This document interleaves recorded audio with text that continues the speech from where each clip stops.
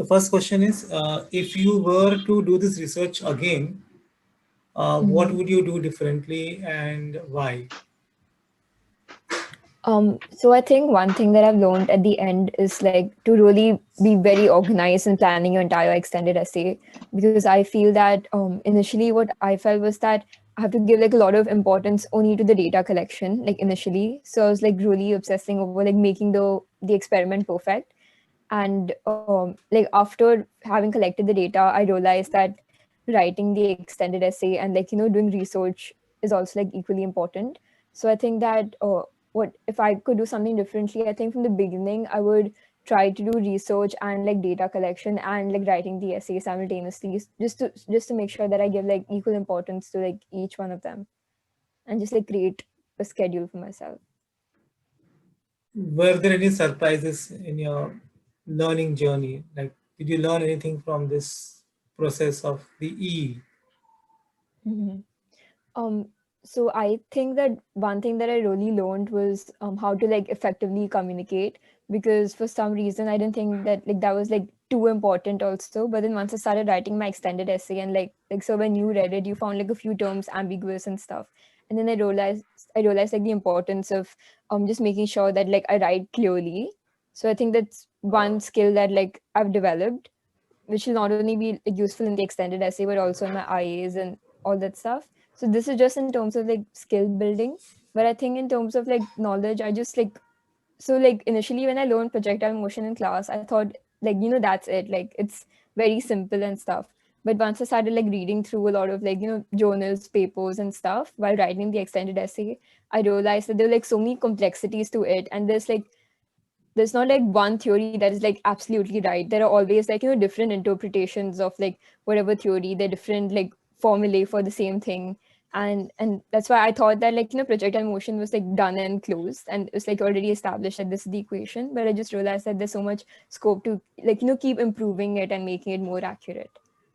Um, like, did you use any particular strategy that help you to actually achieve success in your E?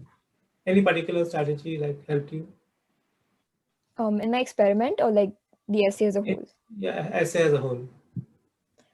So I think one thing that I really liked about my extended essay was that I decided to first like model the equation myself to like really understand the physics behind it, like why exactly like this equation would come about, and then after like deriving the equation and I performed the experiment. So although like initially I kind of thought about what results I would get, but then after performing the experiment and seeing whether or not it matched my like model, I realized like the importance of like math and physics as well, because like you can have like a purely empirical investigation, but then like you need to have like some theoretical things so that you can communicate it with others, and like make sure, because like if many people are performing or are investigating the same topic, they could obtain like the same result in math, but then like depending on the kind of experiment they perform, they would obtain like different results. And that's why I realized like the importance of both like theory and empirical evidence in like an extended essay.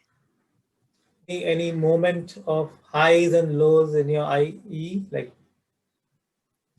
Um, so I think the high point was like one thing that made me really happy was that after I spent like a lot of time collecting data, I like started creating graphs to see what exactly happened. And I think I was pretty happy with that point because I wasn't too sure what results to expect.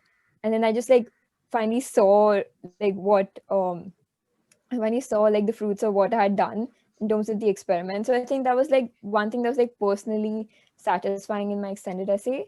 And I really enjoyed writing the extended essay as well, because like I had like too many ideas in my mind and I didn't know how exactly to put it like down in an extended essay. So when I was finally able to organize my mind and like create like what I felt was a cohesive essay, I was like pretty happy with that. So I think that would be one of the high points in terms of like learning how to organize whatever I have in my mind onto paper, and like like processing the data and stuff and seeing what exactly is happening. um I think those were my high points. Low points, I think, is just that this was the first time I've done like such a huge like research piece. So I think one of the low points would possibly be like trying to cope with um like being organized and managing your time, etc., properly. Because at the beginning I didn't realize how much time it would take to like perform the experiment and or process the data.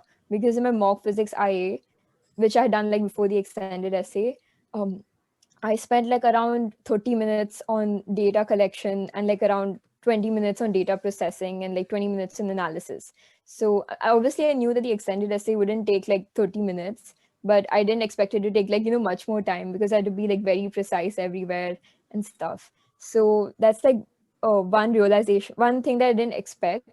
Um, yeah. What are the learning skills or general skills that you have developed while you wrote the IA? Right, wrote the Um, EA, sorry.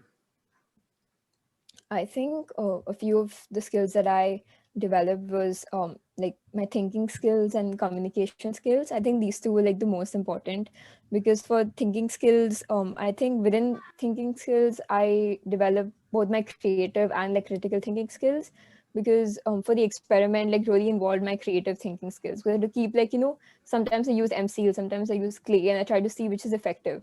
And I performed this experiment at my home because like at that time my father was positive, so I couldn't even go out. So I tried to look for materials at home, and that's when I realized that I did not need like fancy equipment to make a particular like experiment setup.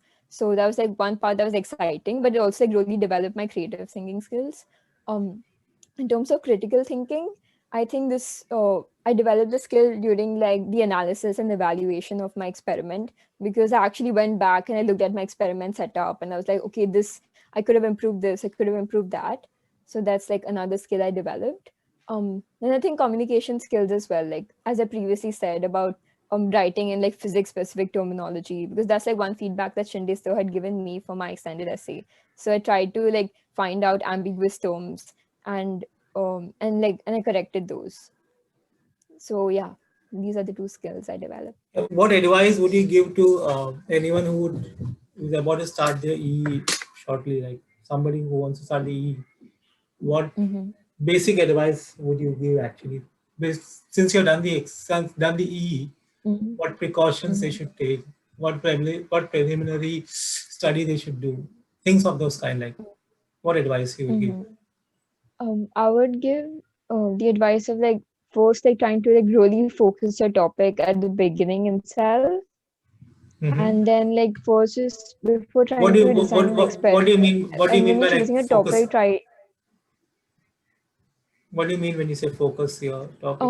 a focus. So for example, yeah, so for example, like for me, like you can just think of drag force as a topic, but then in order to make it a bit more focused, you can decide like where exactly do you want to explore force, like let's say in fluids, I mean like in water, or in you want to see like the effect of viscosity on drag, etc. So you just try and like focus and try and find like an independent variable and a dependent variable like roughly that you want to investigate. And when you're choosing a topic, try to think of both like something which you can back up with like proper physics reasoning, and something which is feasible to perform if you're like taking an experimental approach.